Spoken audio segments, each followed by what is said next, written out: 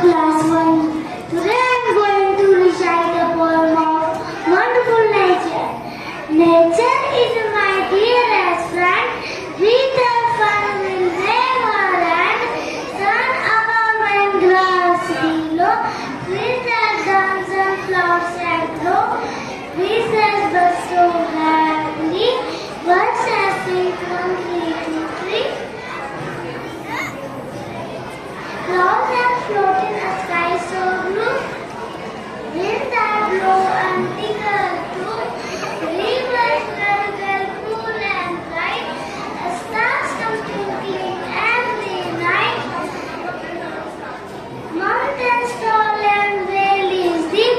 The world of nature never sleeps.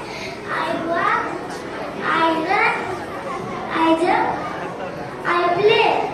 With nature's gift all through the day.